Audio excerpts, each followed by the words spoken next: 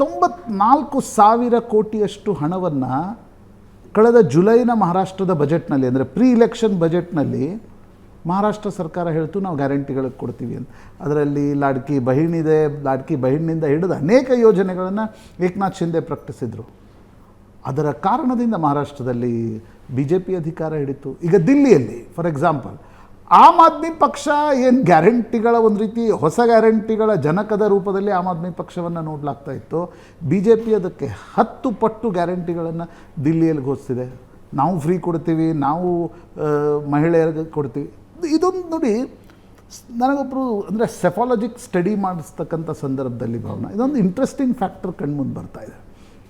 ನೀವು ಮಹಿಳಾ ವೋಟರ್ಗಳನ್ನು ಎಷ್ಟು ಲುಭಾಯಿಸ್ತಿರೋ ಅಥವಾ ಮಹಿಳಾ ವೋಟರ್ಗಳ ವಿಶ್ವಾಸವನ್ನು ಎಷ್ಟು ಗಳಿಸ್ತಿರೋ ಅಷ್ಟು they are the loyal voters. ನಿಮ್ಗೆ ಇಲೆಕ್ಷನ್ನಲ್ಲಿ ಬಹಳ ದೊಡ್ಡ ಸೆಗ್ಮೆಂಟ್ ಮಹಿಳಾ ವೋಟರ್ಸ್ಗಳದ್ದು ಬಂದರೆ ನಿಮಗೊಂದು ರೀತಿ ಜಯ ನಿಶ್ಚಿತವಾಗಿ ಬರುತ್ತೆ ಅಂತಕ್ಕಂಥದ್ದು. ನರೇಂದ್ರ ಮೋದಿ ಕೂಡ 2014ರಿಂದ ಅದನ್ನೇ ಮಾಡಿದರು. ಉಜ್ವಲ ಯೋಜನಾ ಏನು, ಈ ಶೌಚಾಲಯ ಕಟ್ಟಿಸ್ತೀವಿ ಅಂತಕ್ಕಂಥದ್ದು ಮಹಿಳೆಯರನ್ನ ದೃಷ್ಟಿಯಲ್ಲಿ ಇಟ್ಕೊಂಡೇ ಘೋಷಣೆ ಮಾಡಿರ್ತಕ್ಕಂಥದ್ದು. ಟ್ರಿಪಲ್ ತಲಾಕ್ ಮುಸ್ಲಿಂ ಮಹಿಳೆಯರನ್ನ ದೃಷ್ಟಿಯಲ್ಲಿ ಇಟ್ಕೊಂಡು ಮಾಡಿದರು. ಆದರೆ ಇತ್ತೀಚಿನ ದಿನಗಳಲ್ಲಿ ಇದು ವೆಲ್ಫೇರ್ ಸ್ಕೀಮ್ಗಿಂತ ಹೆಚ್ಚಾಗಿ ಇದೊಂದು ಫ್ರೀ ನಮ್ಮ ಕಡೆ ಏನಿಲ್ಲಪ್ಪ, ನಾವು ಇದು ಫ್ರೀ ಕೊಡ್ತೀವಿ, ನಾವು ಅದು ಫ್ರೀ ಕೊಡ್ತೀವಿ. ನೀವು 5 kg ಅಕ್ಕಿ ಕೊಡೋ ಫ್ರೀ ಕಾರ್ಯಕ್ರಮ ಸರಿ, ಬಡವರಿಗೆ ಮುಟ್ಟುತ್ತೆ ಅಂತಕ್ಕಂಥದ್ದು. ಆದರೆ ಇದನ್ನು ಟಾರ್ಗೆಟ್ ಮಾಡಲಿಲ್ಲ ಅಂತಂದರೆ ಏನಾಗುತ್ತೆ ಅನ್ನೋದನ್ನು ರೇವಂತ್ ರೆಡ್ಡಿ ಹೇಳಿದ್ದಾರೆ. ಅವ್ರು ಹೇಳ್ತಾ ಇರೋದೇನು, 18,000 ಕೋಟಿ ರೂಪಾಯಿ ನಮ್ಮ ಮಂತ್ಲಿ ಆದಾಯ ಇದೆ ತೆಲಂಗಾಣ ಸರ್ಕಾರದ್ದು.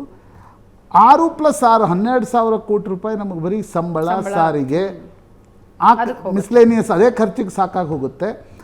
ನಮಗೆ 4,000 ಕೋಟಿ ರೂಪಾಯಿ ನಾವು ಗ್ಯಾರಂಟಿಗೆ ಕೊಟ್ಟರೆ ನಮ್ಮ ಬಳಿ ಉಳಿತಕ್ಕಂಥದ್ದು 500-600 ಕೋಟಿ ರೂಪಾಯಿ. 500-600 ಕೋಟಿ ರೂಪಾಯಿದಲ್ಲಿ ನಾನು ಅಭಿವೃದ್ಧಿ ಕೆಲಸ ಏನು ಮಾಡಲಿ ಅಂತ ರೇವಂತ್ ರೆಡ್ಡಿ ಕೇಳ್ತಿದ್ದಾರೆ. ಯಾರು ರೇವಂತ್ ರೆಡ್ಡಿ ಗ್ಯಾರಂಟಿಗಳನ್ನು ತೆಲಂಗಾಣದಲ್ಲಿ ಘೋಷಿಸಿ ಮುಖ್ಯಮಂತ್ರಿ ಆದರೂ ಅವ್ರು ಕೇಳ್ತಾ ಇದ್ದಾರೆ.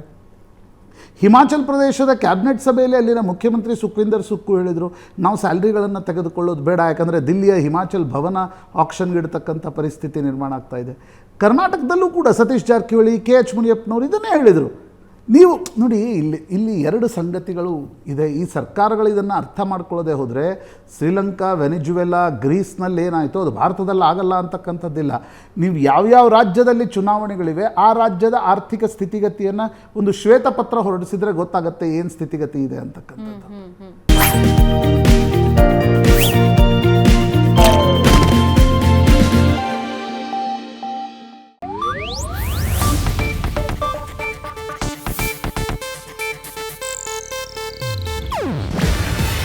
ಇದು ಏಷ್ಯಾನೆಟ್ ನ್ಯೂಸ್ ನೆಟ್ವರ್ಕ್ ಪ್ರಸ್ತುತಿ.